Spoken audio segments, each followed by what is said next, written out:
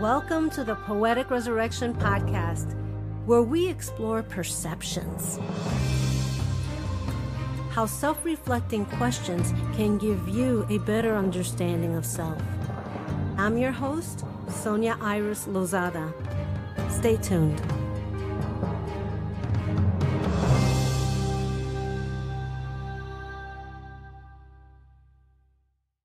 Hello, everyone, and welcome to a new episode of Poetic Resurrection. And today, my guest is Inam Inamullah. Welcome. Inam is the author of Whispers of the Flight. Tell me your story. Tell me how you came up with the book and how your life's experience brought you to this book. Sure. Thanks for having me on the show to begin with. You're welcome. 2 years ago, I had my knee replacement. And the knee replacement went a little bad, that I developed DVT, what you call in common terms is blood clots in my leg. And that became extremely painful. And I had to keep my leg elevated for about 2 months and suffer all that pain and suffering. And, since I read a lot, my son brought me this huge book, and it was very fancy, extremely pretty book, and said, that might keep you busy and keep you away from your pain. So I looked at it, and it was the title of the book was The Conference of the Birds, and it was a English translation of a 900-year-old Persian poem by a poet named Farid-ud-Din Attar, commonly known as Attar, A-T-T-A-R. And this poem, which is also the book, has been translated into 80 plus languages for the last few hundred years. I started reading the book, and it, while I was having all this pain, and it blew me away. The whole concept, the whole philosophy is explained in the book. The old Sufi theories explained in the book, mesmerizing. They were just amazing for me. The first time I was getting exposed to ideas like that, the philosophies like that. And I was so much impressed with it. And it's a 4,600 verse long poem. Wow. It's a long poem. So the book I had was pretty thick, but it was kind of a summary of the poem, which was helpful. So I was able to, and it was poetry to poetry, like from Persian poetry to English poetry translation. And I tried to read as much as I could. Then I decided that, this is not going to help me. I need to go and find myself somebody who can teach me this. And so I was able to find a professor out of Austria who had a PhD in old Persian writings and old Sufi writings. And I learned with her for 6 months twice a week on a Zoom call, very similar to what you and I are experiencing right now. And she walked me through the whole poem, but it took 6 months for her to do that. Wow. And I was even more blown away. I mean, I was more impressed by the time I ended with the whole lessons that I took from her. So when I finished all that, I was feeling better too. And I said, what do I do with this knowledge? I mean, I have all this information that I just like a sponge, I've taken in.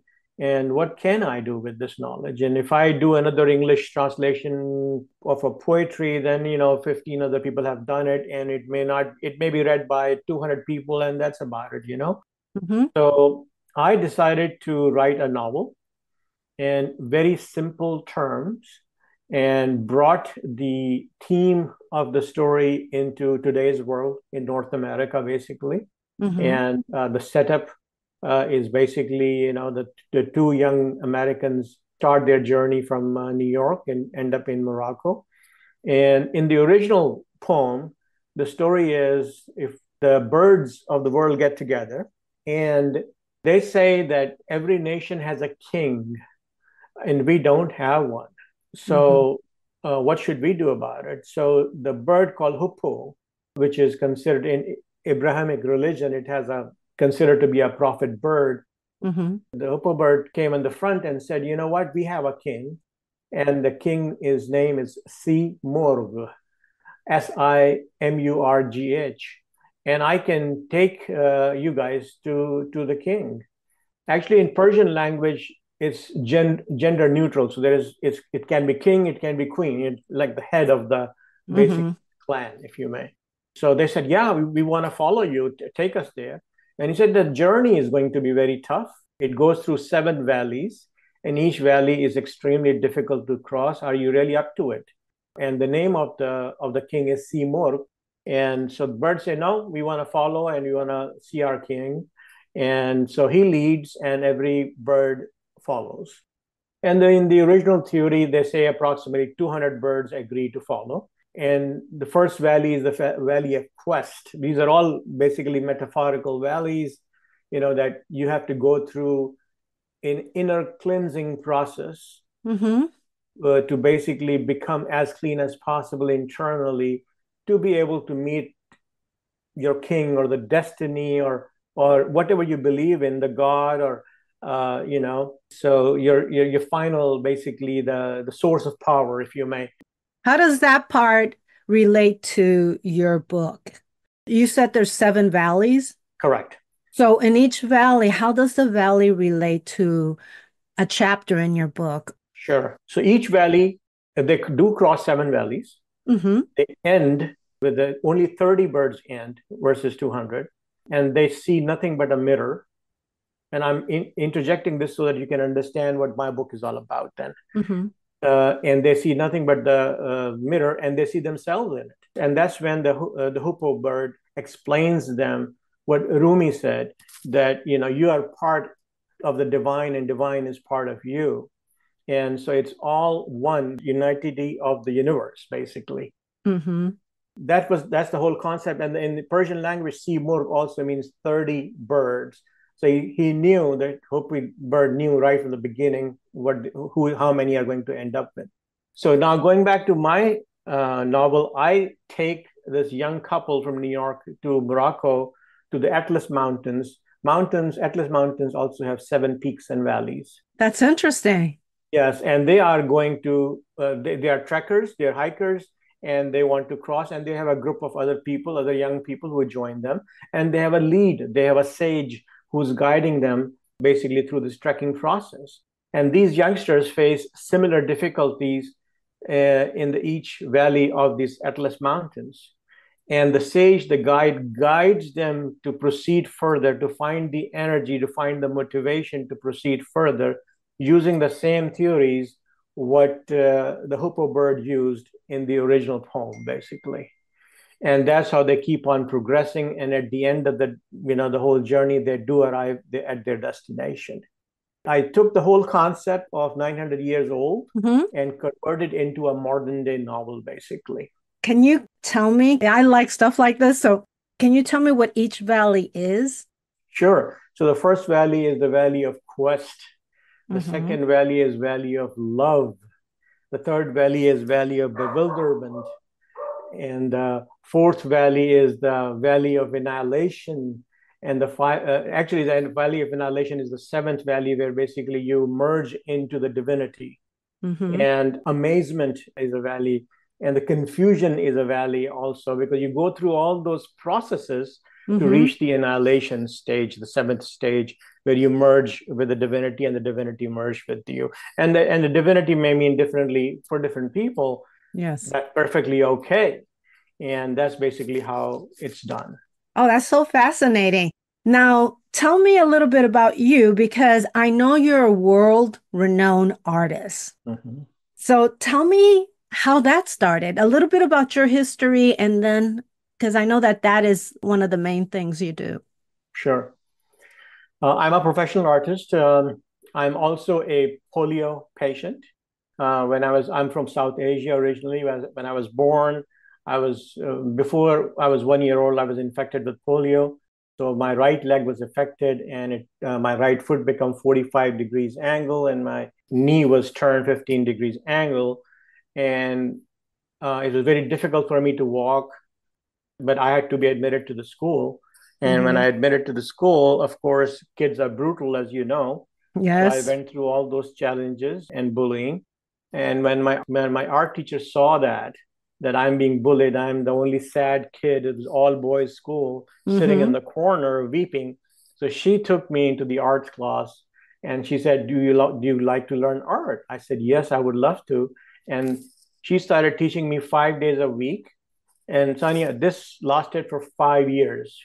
Wow. And so she would take me every day in the time, and the PT session used to be outside for the boys to play soccer or football or cricket or whatever. I would go inside in the art room and do that. So by the time I turned 10, I was doing portraits with charcoals and pencils as good as any professional would do. And that's how the foundation of the art was established. Then I had a couple of surgeries done, and my foot was flattened after that, and I started walking properly. I still have a limp though. My right leg is shorter than the left. But that gave me the love of art, the fine art, the love of sketching and drawing and painting and all that.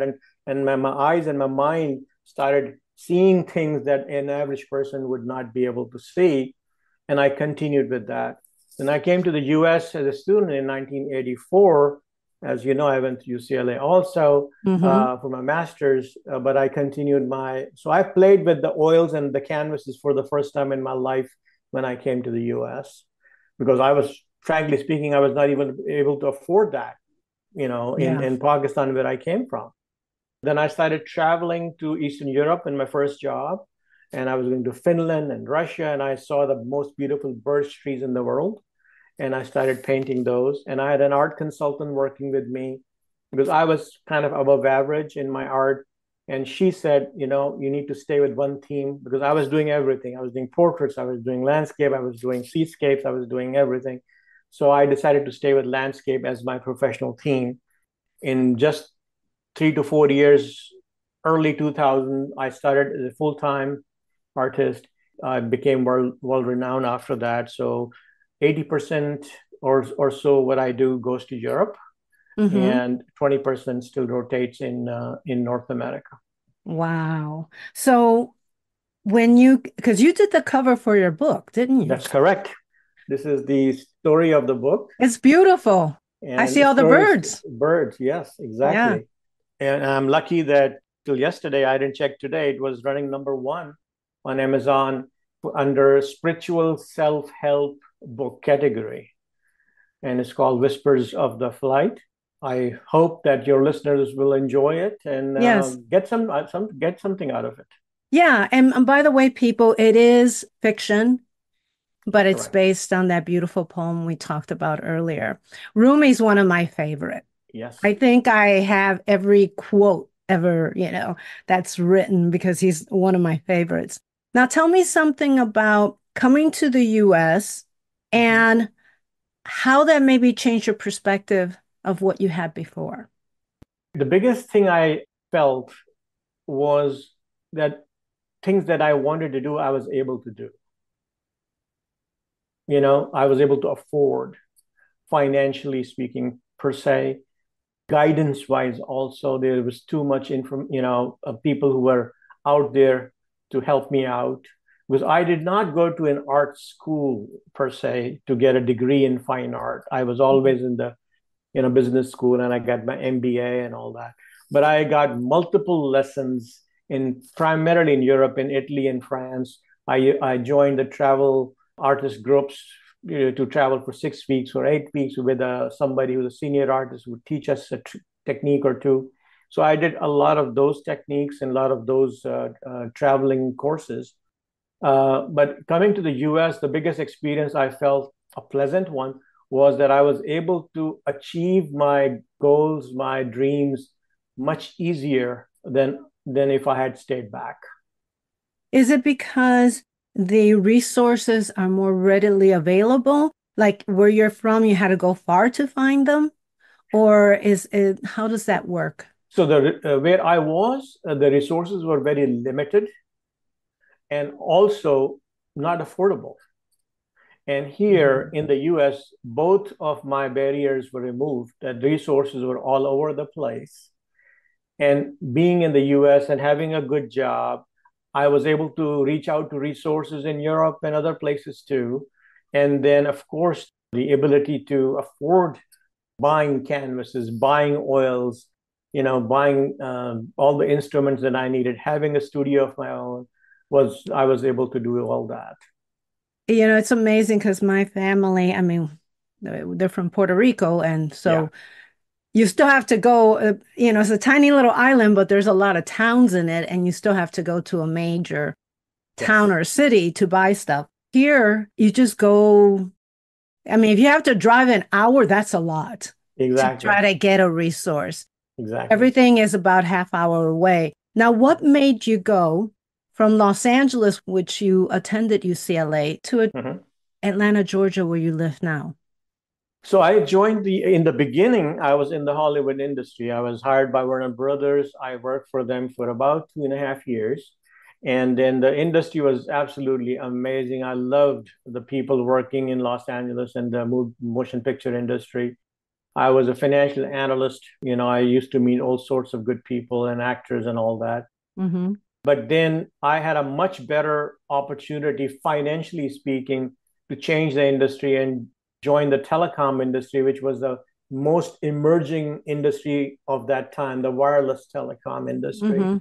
And so I ended up joining the wireless telecom industry, moving to Silicon Valley up north, and then from there basically to Dallas, Texas, and then to here to Atlanta, Georgia. So it basically was my business, my jobs within telecom industry that brought me. So I moved to Atlanta in 1998. I Mm-hmm. continued in the telecom industry. I had my own business, my own company with about 200 people that I folded up, sold it to someone in early 2000, I would say 2002 timeframe, and then started doing my art full time. That was my passion. That's what And I what wanted year was to do. that? What year was that? 2002.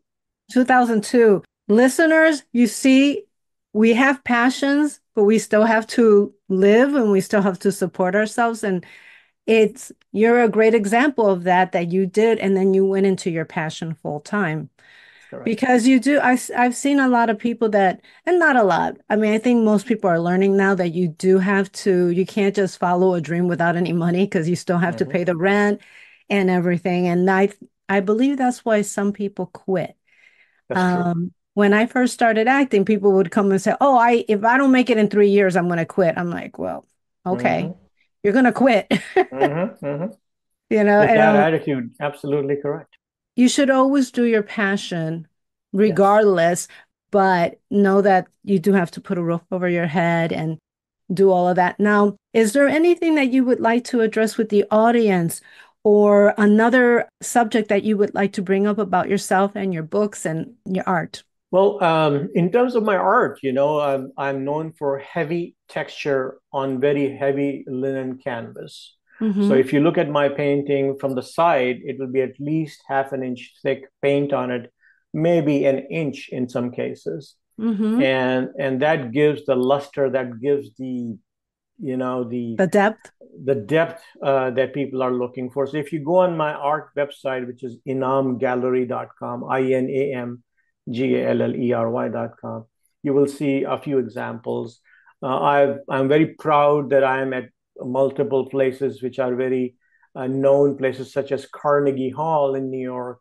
It's a Wow. third floor lobby. Next to me is Picasso, so I'm in great company. Yes.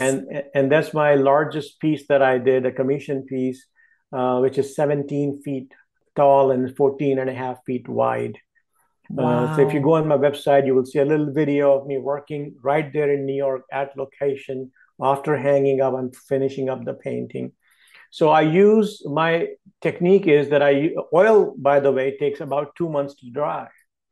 And that's very difficult to fold and ship to Europe, unless you completely dry. And even then, it used to break and all that. So I Mm-hmm. tried multiple mediums to make it hard.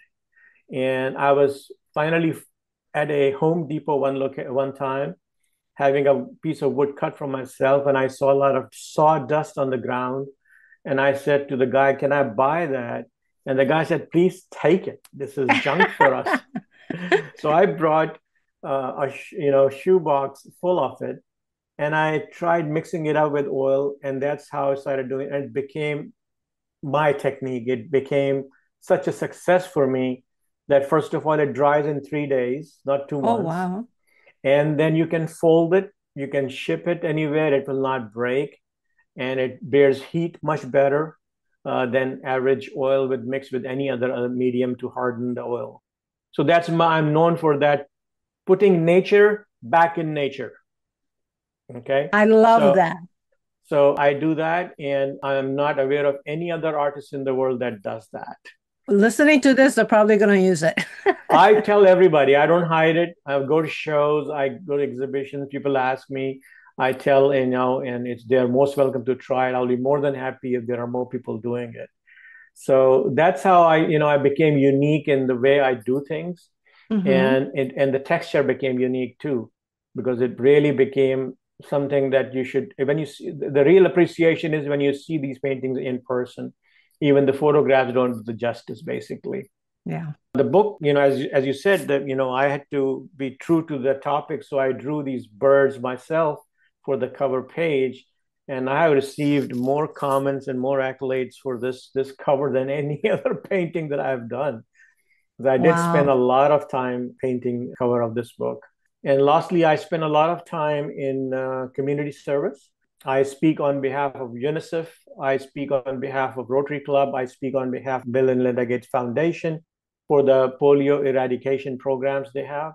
I go out and raise money for polio eradication. There's only 2 countries left in the world that still have it. So I'm an ambassador to these organizations. I do go out and speak on their behalf and meet some lovely people. I do have my own charity that I established 13 years ago in Atlanta for single moms and orphans. So that's running. We are doing great. We have 0 overhead. Everybody's a volunteer. There is no cost. There is no employee. All the money that we collect, we donate to other people. So as a result of that, I end up doing a lot of counseling work. I've been doing for the last 15, 18 years. So I recently got certified and became a certified life coach also. And the name of my website for that is elevate.life.guru, Guru. If somebody has any interest, I'll be more than happy to talk to them. Yeah, and I will put all these notes and links in the notes so that they can contact you. Because if they're in the Atlanta area, they might be able to donate some time to help. That'll be great. And in terms of life coaching, they can be anywhere, of course, in the world. And like you and I are talking on Zoom, that's how I do the counseling work on Zoom. And they can contact me through all that. Okay, perfect. Any other closing remarks? You have been fabulous, by the way. I mean, you're so well-rounded, and the book is beautiful. Thank you so much. And I'm amazed and pleasantly surprised that the book is doing so wonderful. It's available on Amazon, Barnes & Noble, and 50 other outlets. So I would appreciate if your listeners go out and look for Whispers of the Flight and enjoy the book. Last comments, I would like to say, enjoy, laugh, wish, dream, and love. You're a poet. So you know what I'm talking about. And you mentioned Rumi. By the way, the writer of the original poem that I mentioned, Attar, was Rumi's teacher. When Rumi was 10 years old, he went to his town to learn how to write these Persian poetries. His Musaddas, Rumi's book, which is the most famous, is exactly in the same format of this poem that I'm talking about. That's another one I want to look up. Yes, definitely want to look up. Right. Thank you so much for being on the show. I greatly appreciate you. I think the audience is going to learn a lot from you. And many blessings. Thank you so much. Appreciate it. Take care. Thank you for listening to the Poetic Resurrection Podcast. Available on Apple iTunes, Spotify, Amazon Music, Google Music, and many other podcast platforms. Please visit us and subscribe to our newsletter at poeticresurrection.com for the latest information and updates.